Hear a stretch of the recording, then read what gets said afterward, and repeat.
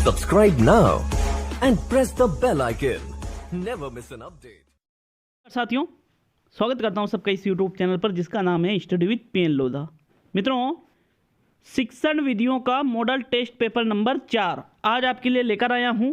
30 प्रश्न, पूरे के पूरे 30 प्रश्न लेवल 1 और लेवल 2 SST और साइंस में सभी के लिए बेहद ही उपयोगी ये 30 क्वेश्चन हैं।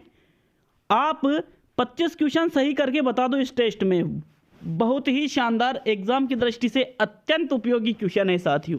तो आपका सिलेक्शन एकदम यूं मान के चलिए, सिलेक्शन ऐसे ही प्रश्नों से होता है साथियों। शुरू करते हैं इस वीडियो को। पूरे के पूरे 30 क्वेश्चन देखिएगा, मज़ा ना आए तो कहना। अगर अच्छे क्वेश्चन नहीं लगे तो चैनल को अनसब्सक्राइब करके चले जाना साथियों।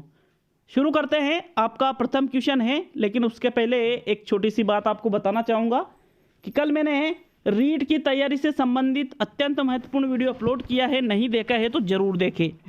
प्रथम क्वेश्चन है साथियों आपका, निम्न में से शैक्षिक प्रक्रिया के प्रमुख 3 अंग कौन से हैं? विकल्पों को ध्यान से देखिए। उद्देश्य, शिक्षक व मूल्यांकन, विद्यालय, समुदाय व सरकार, शिक्षण प्रक्रिया, मूल्यांकन व पाठ्यक्रम, और उद्देश्य, अध्यापन, अध्ययन, परिस्थितियां एवं पाठ्यक्रम। साथियों, सही आंसर बताना है। 3 प्रमुख अंग कौन से हैं शैक्षिक प्रक्रिया के? मित्रों, राइट आंसर बताइए अपना।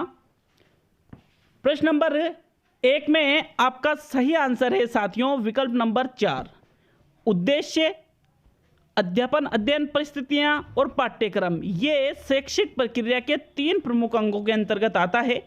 चौथा विकल्प आपका यहां पर सही है प्रश्न नंबर 1 में। नेक्स्ट दूसरा क्वेश्चन देखते हैं मित्रों। किस परीक्षा द्वारा बालक तीव्र व शीघ्र समझने वाला बनता है? लिखित परीक्षा, प्रायोगिक परीक्षा, मौखिक परीक्षा और मानसिक कार्य देखकर। मित्रों, प्रश्न नंबर 2 का भी आपको सही आंसर देना है। बताइए दूसरे क्वेश्चन का राइट आंसर क्या रहेगा?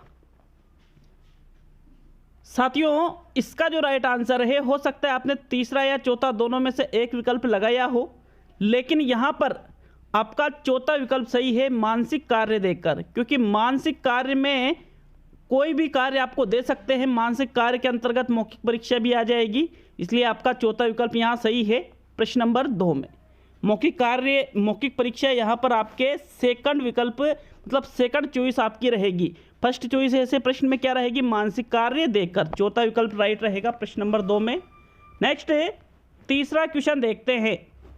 उपलब्धि परीक्षण में प्रश्नों का चयन किया जाता है संपूर्ण पाठ्यक्रम से, पिछली एक कक्षा के पाठ्यक्रम से, किसी एक प्रकरण से और प्रकरण की विषय वस्तु के किसी एक भाग से। तो राइट आंसर बताइए इस क्वेश्चन का भी प्रश्न नंबर 3 में। उपलब्धि परीक्षण जब किया जाता है तो उसमें प्रश्नों का चयन कहाँ से करते हैं मित्रों? राइट आंसर बताना आपको तीसरे क्वेश्चन में। मैंने कहा था इतने इंपॉर्टेंट क्वेश्चन है, याद रखना है इन क्वेश्चनों को साथियों। इसका जो राइट आंसर है वो रहेगा आपके प्रथम विकल्प, संपूर्ण पाठ्यक्रम से उपलब्धि परीक्षण में प्रश्नों का चयन किया जाता है। तो आपका प्रथम विकल्प यहाँ पर सही है प्रश्न नंबर 3 में। नेक्स्ट चौथा क्वेश्चन देखते हैं मित्रों। चौथा क्वेश्चन आपका क्या है? मूल्यांकन उपागम को प्रचलित करने का श्रेय जाता है किसको? मॉरिसन, ब्लूम, हर्बर्ट और किलपेट्रिक। तो साथियों बताइए राइट आंसर, मूल्यांकन उपागम को प्रचलित करने का श्रेय किसे जाता है?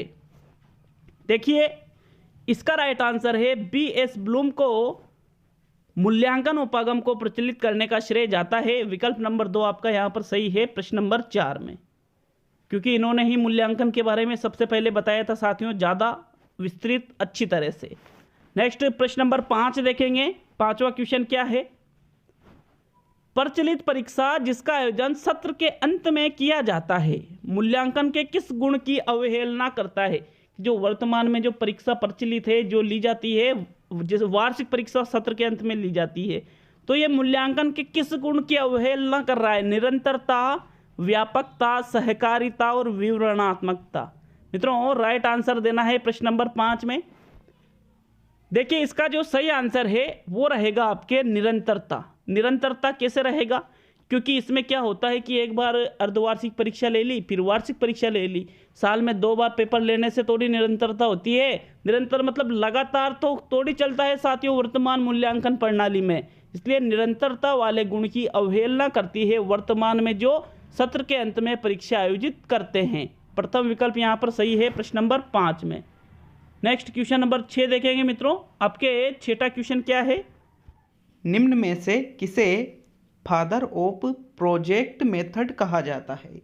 जॉन ड्यूवी को, किलपेट्रिक को, फ्रोबेल को और रूसो को। तो साथियों, फादर ऑफ प्रोजेक्ट मेथड मतलब जो प्रोजेक्ट का मतलब क्या होता है? प्रयोजना विधि।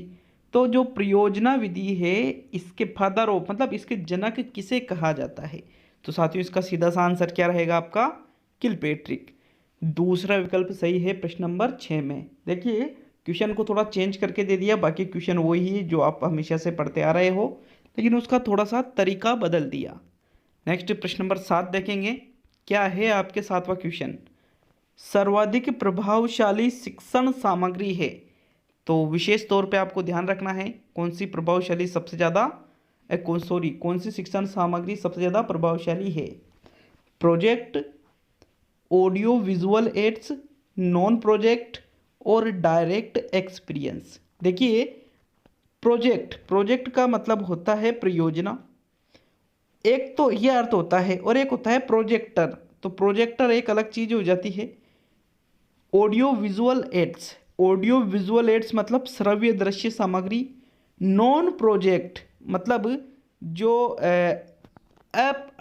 मतलब अप्रक्षेपी सामग्री है साथियों, वो इसके अंतर्गत आ सकती है। और डायरेक्ट एक्सपीरियंस मतलब प्रत्यक्ष अनुभव। तो साथियों, यहाँ पर भी क्वेश्चन वही है जो आप पढ़ते आ रहे हो, लेकिन यहाँ पर भी आपके प्रश्न पूछने का तरीका चेंज कर दिया, विकल्प आपके चेंज कर दिए, इंग्लिश में नाम दे दिए इन सभी के। तो इस प्रकार आपका चौथा जो विकल्प है डायरेक्ट एक्सपीरियंस प्रत्यक्ष अनुभव, ये सबसे ज़्यादा प्रभावशाली माना जाता है, क्योंकि इसमें आप उस चीज़ को एक्सपीरियंस करके अनुभव करके सीखते हो, तो एक स्थायी सीखना हो जाता है साथियों। इसलिए चौथा विकल्प यहाँ पर सही है प्रश्न नंबर 7 में। नेक्स्ट प्रश्न नंबर 8 देखते हैं मित्रों। 8वां क्वेश्चन आपके आता है, उच्च प्राथमिक स्तर पर अधिगम सामग्री का उपयोग छात्रों में, जो यूपीएस स्तर है उसका प्रयोग उसका प्रयोग किसका? अधिगम सामग्री का, उसका प्रयोग करने से छात्रों में आत्मविश्वास की भावना पैदा होती है, अध्ययन के प्रति रुचि पैदा होती है, उच्च शिक्षा हेतु प्रेरित करता है और गृह कार्य की प्रेरणा देता है। देखिए, गृह कार्य की प्रेरणा देता है, उच्च शिक्षा हेतु प्रेरित होता है, ये दोनों तो बिल्कुल गलत है, क्योंकि यूपीएस पे आप टीएलएम का उपयोग कर रहे हो छात्रों को पढ़ाने के लिए। तो छात्रों में क्या होगा? अध्ययन के प्रति रुचि पैदा होगी, मतलब कि भाई हाँ, उनको कुछ नयापन लगेगा कि हाँ यार, हमें सर ऐसे ऐसे पढ़ाते, तो मतलब और ज़्यादा रुचि वो आपके कालांश में लेंगे। तो दूसरा विकल्प आपका सही है साथियों प्रश्न नंबर 8 में। नेक्स्ट क्वेश्चन नंबर 9, दृश्य श्रव्य सामग्री की आवश्यकता निम्न में से किस विधि के लिए आवश्यक नहीं है? समस्या समाधान विधि, व्याख्यान विधि, योजना विधि और उक्त सभी। तो मित्रों, 9वें क्वेश्चन का सही आंसर देना है। फिर भी आपको किसी क्वेश्चन पे डाउट हो, मैं जो 30 क्वेश्चन करेंगे इनमें से, तो कमेंट बॉक्स में आप जरूर कमेंट करें, मैं उसको संशोधित कर दूंगा अगर वास्तव में आप सही हो तो, नहीं तो फिर उसको संशोधित नहीं करूंगा। साथियों, यहाँ पर देखिए, दृश्य श्रव्य सामग्री की आवश्यकता व्याख्यान विधि के लिए आवश्यक नहीं है, क्योंकि व्याख्यान में तो सिर्फ और सिर्फ व्याख्यान दिया जाता है, फिर वहाँ पर दृश्य श्रव्य सामग्री का भी आप प्रयोग करोगे तो वो व्याख्यान थोड़ी रहेगी, फिर वो तो व्याख्यान युक्त प्रदर्शन विधि बन जाएगी साथियों। इसलिए यहाँ पर आपका दूसरा विकल्प सही है, किसमें आपके दृश्य श्रव्य सामग्री की आवश्यकता नहीं पड़ती है। कौन सी विधि में? व्याख्यान विधि में। नेक्स्ट 10वां क्वेश्चन देखेंगे। रिचर्ड सकमेन का प्रच्छा मॉडल है आगमनात्मक, निगमनात्मक, आगमनात्मक व निगमनात्मक और इनमें से कोई नहीं। तो मित्रों, रिचर्ड सकमेन ने जो प्रच्छा मॉडल दिया है उसका नाम है आगमनात्मक प्रच्छा मॉडल।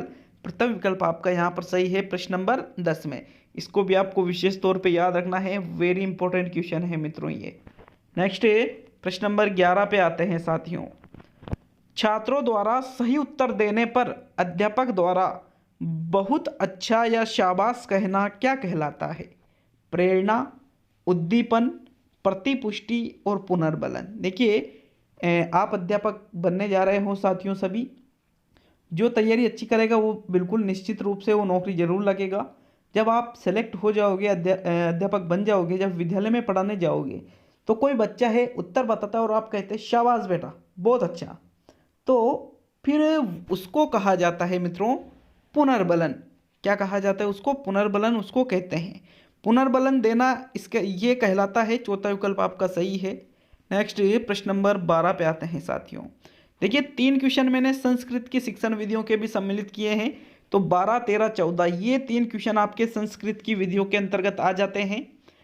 प्रत्यक्ष विधे परम नाम अस्ति। प्रत्यक्ष विधि का अन्य नाम क्या है? निर्बाध विधि, सूत्र विधि, व्याख्या विधि और समवाय विधि। साथियों 3 क्वेश्चन संस्कृत के हैं, उसके बाद वापस वही क्वेश्चन आएंगे सभी के लिए। देखिए प्रत्यक्ष विधि का दूसरा नाम है निर्बाध विधि। प्रत्यक्ष विधि को एक और अन्य किस नाम से जाना जाता है साथियों? निर्बाध विधि के नाम से भी जाना जाता है। प्रथम विकल्प आपका बिल्कुल सही है प्रश्न नंबर 12 में। नेक्स्ट प्रश्न नंबर 13, ये भी संस्कृत का है, 14 भी संस्कृत का रहेगा साथियों। पद्य शिक्षणस्य सर्वोत्कृष्टा प्रणाली वर्तते। पद्य शिक्षण की सर्वोत्कृष्ट प्रणाली है, संस्कृत के अंतर्गत है साथियों ये। दंडान्वय प्रणाली, खंडान्वय प्रणाली, भाष्यम प्रणाली और नाटक प्रणाली। तो मित्रों संस्कृत के अंतर्गत पद्य शिक्षण की सर्वोत्कृष्ट प्रणाली आपकी आती है खंडान्वय प्रणाली। कौन सी आती है साथियों? खंडान्वय प्रणाली। आपका सेकंड विकल्प इसमें सही है प्रश्न नंबर 13 में। नेक्स्ट प्रश्न 14 पे आते हैं। अंतिम क्वेश्चन संस्कृत की विधियों का। शिक्षणम कथम स्यात्। ये तो सभी के लिए कॉमन है, जो संस्कृत वाले नहीं हैं वो भी इस क्वेश्चन को देख सकते हैं। कठिनात सरलम, सरलात कठिनम, तर्कात मनोवैज्ञानिकम और संश्लेषणात विश्लेषणम। मित्रों शिक्षण होता है कैसे? सरल से कठिन की ओर। कैसे होता है शिक्षण साथियों? सरल से कठिन की ओर। मतलब यहाँ पर आपका सेकंड विकल्प सही है प्रश्न नंबर 14 में। नेक्स्ट प्रश्न 15 पे आते हैं। सामान्य से विशिष्ट की ओर का सिद्धांत लागू होता है, कौन सी विधि में लागू होता है? वेरी इंपॉर्टेंट क्वेश्चन है साथियों, हालांकि पता होगा लेकिन इंपॉर्टेंट तो बहुत ज़्यादा है। आगमन विधि में, संश्लेषण विधि में, निगमन विधि में और विश्लेषण विधि में। तो देखिए मित्रों सामान्य से विशिष्ट की ओर यह सिद्धांत आपके लागू होता है निगमन विधि में, जबकि विशिष्ट से सामान्य की ओर यह सिद्धांत लागू होता है आपके आगमन विधि में। तो साथियों तीसरा विकल्प सही है। ये दोनों विधियां एक दूसरे की उल्टी है लेकिन एक दूसरे की पूरक कहलाती है साथियों। आगमन निगमन विधि एक दूसरे की पूरक है, संश्लेषण विश्लेषण विधि एक दूसरे की पूरक है, और ये जो सूत्र है शिक्षण सूत्र ये किस में चलता है? आपके निगमन विधि में। तीसरा विकल्प सही है साथियों प्रश्न नंबर 15 में। नेक्स्ट 16वां क्वेश्चन देखेंगे मित्रों।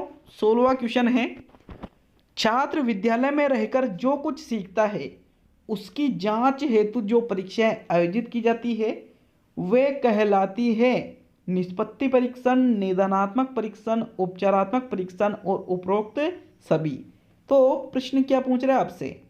विद्यालय में रहकर छात्र कुछ सीख रहा है, उसकी आप जांच कर रहे हो, तो उसे क्या कहेंगे साथियों? उसको कहा जाता है निष्पत्ति परीक्षण।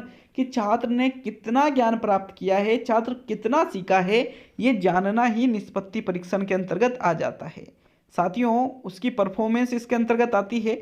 जबकि निदानात्मक परीक्षण क्या होता है साथियों? उसकी कमियों को जानते हैं कि कौन कौन सी कमियां छात्र के अंतर्गत है, कौन कौन सी चीज़ें वो नहीं सीख पाया है, और फिर उनमें जब सुधार किया जाता है तो उसको उपचार कहते हैं। आपका प्रथम विकल्प सही है प्रश्न नंबर 16 में। नेक्स्ट 17वां क्वेश्चन है मित्रों। विचार विमर्श का महत्व है लिखित परीक्षाओं में, मौखिक परीक्षाओं में, प्रयोगात्मक परीक्षाओं में और उपरोक्त सभी में। मित्रों विचार विमर्श का महत्व होता है मौखिक परीक्षाओं में। किन में होता है? मौखिक परीक्षाओं में होता है साथियों। विकल्प नंबर 2 सही है, क्योंकि लिखित परीक्षा में थोड़ी विचार विमर्श किया जाएगा, प्रायोगिक में भी नहीं किया जाएगा।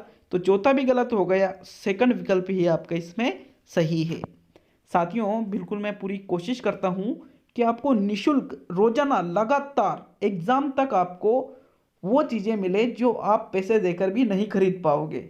वो चीज़ें मैं बिल्कुल आपके लिए निशुल्क लाता रहूँगा साथियों। नेक्स्ट 18वां क्वेश्चन देखते हैं। निगमन विधि का उपयोग है। क्या उपयोग किया जाता है निगमन विधि का? मानसिक क्षमता बढ़ाना, वैज्ञानिक दृष्टिकोण विकसित करना, सूत्र की स्थापना करना और नियमों का प्रयोग करना।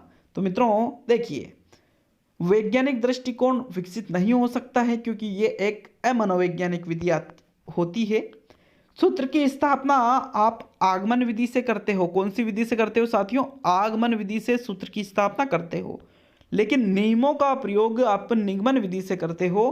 तो ये इसका उपयोग है। विकल्प नंबर चौथा सही रहेगा प्रश्न नंबर 18 में। नेक्स्ट 19वां क्वेश्चन देखते हैं साथियों। मैजिक लैंटर्न में प्रयुक्त होती है फिल्म स्ट्रिप, वास्तविक पदार्थ, ट्रांसपेरेंसी और कांच की पारदर्शक स्लाइड। तो मित्रों देखिए, जो मैजिक लैंटर्न होता है उसमें न तो फिल्म स्ट्रिप का प्रयोग करते हैं, न ट्रांसपेरेंसी का, न वास्तविक पदार्थों का, बल्कि उसमें जो कांच की पारदर्शक स्लाइड होती है उसका प्रयोग किया जाता है। किसमें? मैजिक लैंटर्न में, जो जादुई लालटेन भी जिसको कहते हैं साथियों, जो कि एक प्रक्षेपी सामग्री होती है और एक दृश्य सामग्री भी होती है साथियों। चौथा विकल्प आपका इसमें सही है प्रश्न 19 में। नेक्स्ट 20वां क्वेश्चन, निम्न में से किस उपकरण को कंप्यूटर व इंटरनेट द्वारा जोड़कर शिक्षण अध्यापन कार्य कराया जा सकता है? एपिडाइस्कोप, ये थोड़ी सी टाइपिंग में मिस्टेक है, ओवरहेड प्रोजेक्टर, एलसीडी प्रोजेक्टर और ग्रामोफोन। तो देखिए, कंप्यूटर व इंटरनेट द्वारा आप एलसीडी प्रोजेक्टर को जोड़ करके शिक्षण अध्यापन का कार्य आप बच्चों को करा सकते हो। देखिए, एलसीडी जो प्रोजेक्टर है मित्रों, उसको आप नेट से जोड़ करके उसमें जो चाहे चीज़ें वो चला सकते हो।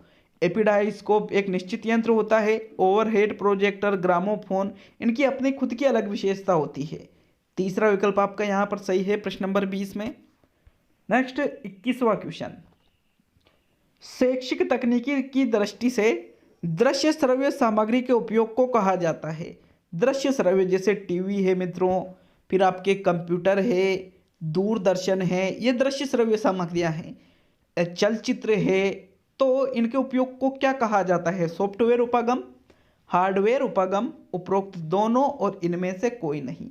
तो मित्रों देखिए, शैक्षिक तकनीकी की दृष्टि से दृश्य श्रव्य सामग्री को कहा जाता है आपके हार्डवेयर उपागम। जो मशीनों से संबंधित चीजें होती हैं मित्रों, वो हार्डवेयर उपागम के अंतर्गत आती है। और जो आपके और चीजें जैसे पाठ्य पुस्तक है, चित्र है, ये सॉफ्टवेयर के अंतर्गत आ जाती है साथियों। दूसरा विकल्प आपका यहाँ पर सही है प्रश्न नंबर 21 में। नेक्स्ट 22वां क्वेश्चन, डीएलपी का पूरा नाम है digital light projector, digital light processing, Dolby light projector और इनमें से कोई नहीं। तो साथियों, डीएलपी का पूरा नाम होता है आपके डिजिटल लाइट प्रोसेसिंग। दूसरा विकल्प आपका इसमें सही है प्रश्न नंबर 22 में। इसे क्वेश्चन भी आपके रीट एग्जाम में पूछे जा सकते हैं साथियों, इसलिए इस क्वेश्चन को मैंने सम्मिलित कर लिया क्योंकि मुझे लगा कि इंपॉर्टेंट क्वेश्चन है। नेक्स्ट प्रश्न नंबर 23, बालक को उसके वातावरण पर आधारित ज्ञान दिए जाने की विधि है अवलोकन विधि, प्रयोगशाला विधि, अन्वेषण विधि और उपरोक्त सभी। साथियों, जो क्वेश्चन आपको नहीं आते हैं या जिनमें आप गलती करते हो उनका स्क्रीनशॉट ले लिया करो और उनकी अलग ही एक पीडीएफ आप बना लिया करो मित्रों। देखिए, बालक को उसके वातावरण पर आधारित ज्ञान दिए जाने की विधि है अवलोकन विधि। अन्वेषण विधि में तो बालक खुद खोज करता है, प्रयोगशाला में खुद प्रयोग करता है, तो ये सभी गलत हो गया। अवलोकन विधि में क्या करता है, बालक को अवलोकन कराया जाता है उसके वातावरण पर आधारित ज्ञान दिए जाने के लिए। प्रथम विकल्प आपका सही है साथियों प्रश्न नंबर 23 में। नेक्स्ट प्रश्न नंबर 24, प्रयोगशाला विधि में महत्व दिया जाता है। इसका आंसर मैं अभी बता चुका हूं। प्रयास व त्रुटि को, करके सीखने के सिद्धांत को, अनुबंधन को और अवलोकन को। देखिए मित्रों, अवलोकन में को प्रयोगशाला में महत्व नहीं देंगे क्योंकि प्रयोगशाला का अवलोकन करने से बच्चा थोड़ी सीखेगा। प्रयास व त्रुटि भी नहीं, अनुबंधन भी नहीं, बल्कि करके सीखने के सिद्धांत को प्रयोगशाला विधि में महत्व दिया जाता है। मतलब बालक प्रयोगशाला में जाता है, वहाँ वो खुद करके किसी चीज़ को सीखता है, तो करके सीखने के सिद्धांत को प्रयोगशाला विधि में महत्व देते हैं। विकल्प नंबर 2 आपका बिल्कुल सही है साथियों प्रश्न नंबर 24 में। नेक्स्ट क्वेश्चन 25 है, विशिष्ट उद्देश्य संबंधित होते हैं। अध्यापक व्यवहार से, विषय वस्तु से, विषय वस्तु की सूची से और जीवन मूल्यों से। मैंने पहले ही कहा था कि 25 क्वेश्चन करके बताना साथियों, लगा होगा आपको क्वालिटी वाला टेस्ट। देखिए, विशिष्ट उद्देश्य किससे संबंधित होते हैं साथियों? विषय वस्तु से संबंधित होते हैं। किससे? विषय वस्तु से, कि भाई जो आप बच्चों को पढ़ा रहे हो, जो आपकी विषय वस्तु है, तो उद्देश्य भी तो उसी से संबंधित रहेंगे।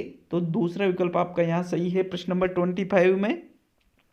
नेक्स्ट है 26वां क्वेश्चन, कौन ऑफ एक्सपीरियंस किसने दिया?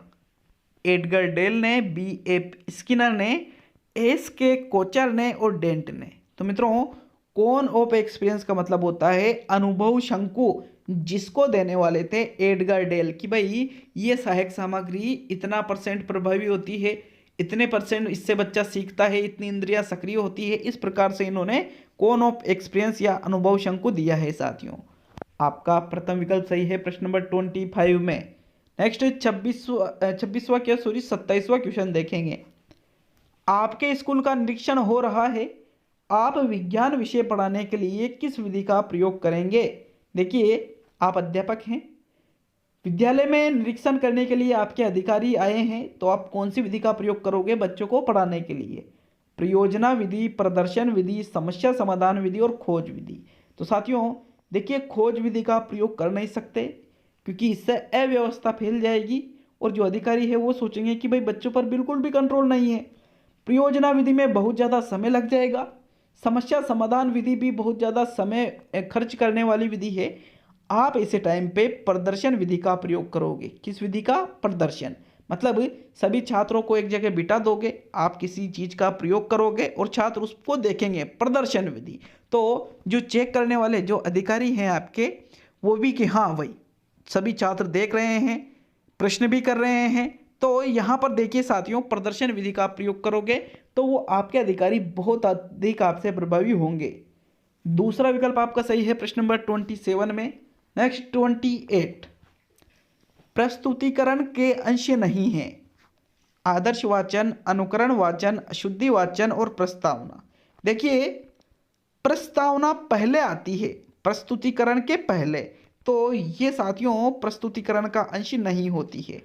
विकल्प नंबर 4 सही है साथियों प्रश्न नंबर 28 में। नेक्स्ट 29वां क्वेश्चन, सेकंड लास्ट क्वेश्चन है साथियों।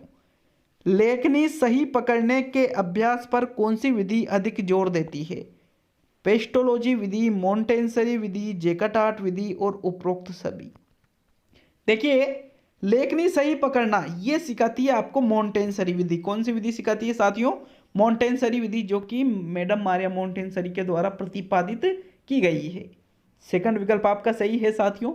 और आज का अंतिम क्वेश्चन नंबर 30 देखेंगे, लेकिन छोटा सा निवेदन, चैनल पर नए हो तो सब्सक्राइब कर दे हमें मोटिवेट करने के लिए।